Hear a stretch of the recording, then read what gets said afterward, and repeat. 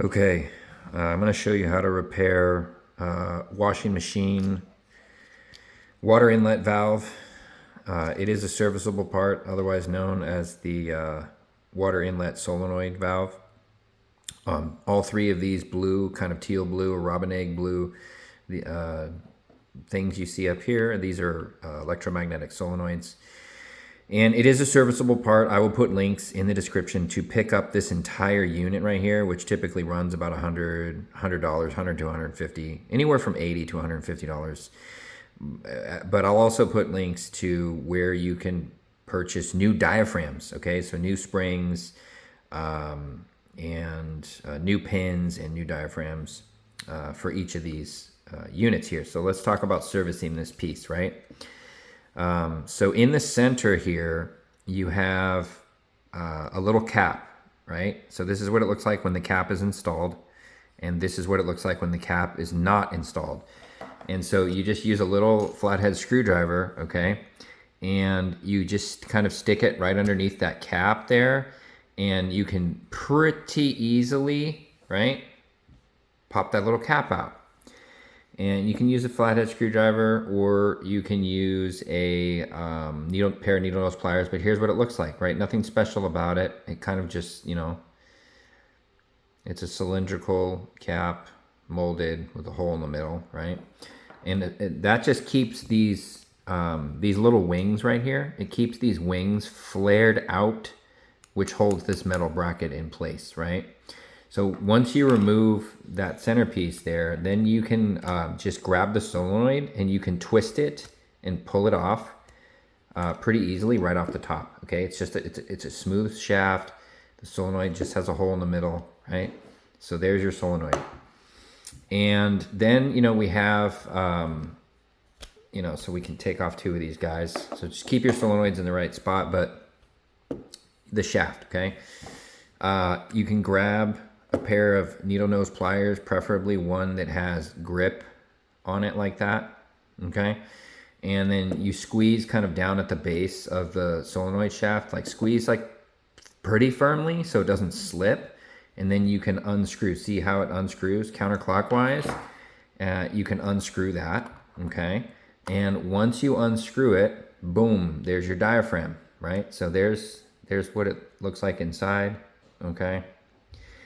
And here's your rubber diaphragm. Now, this is my old solenoid, so I've already replaced these diaphragms, okay, and the spring inside. So this is a brand new diaphragm. You can see it still kind of has the powder on it from the manufacturing process. There's my new diaphragm.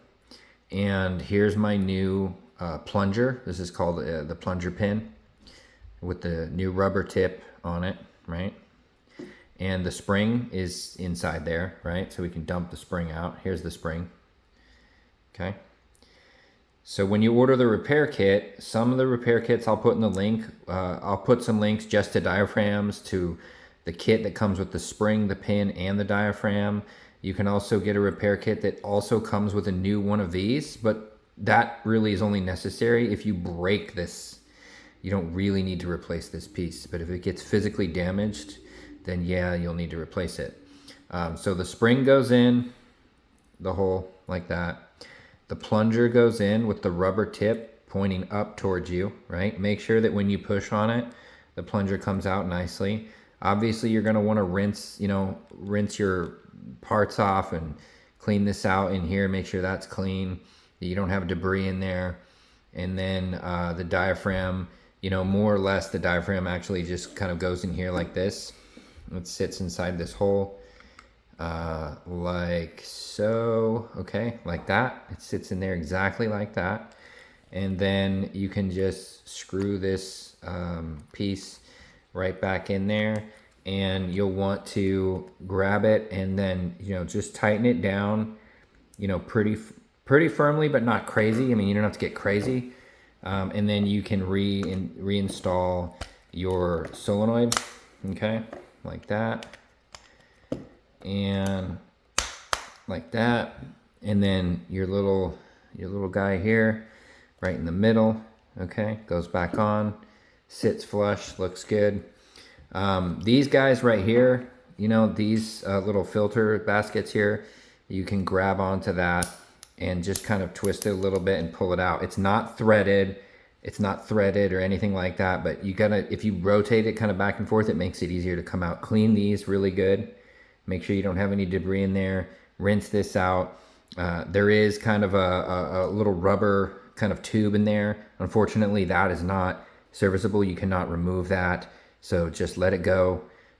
You can probably reuse the same water inlet valve over and over and over again for like a decade at least, you know, before you'd have to replace this. You should be good to use it for probably a decade. But every, I don't know, maybe 4 years, 3 to 4 years, you're going to want to change your diaphragms. Okay, for sure. You're going to want to change those diaphragms because there's chloramine in the water. It's like ammonium chloride or something like that. And it eats away the rubber. It destroys the polymers in the rubber. And that's what creates rips, tears, holes in your rubber diaphragms, which will cause all kinds of problems on your washing machine.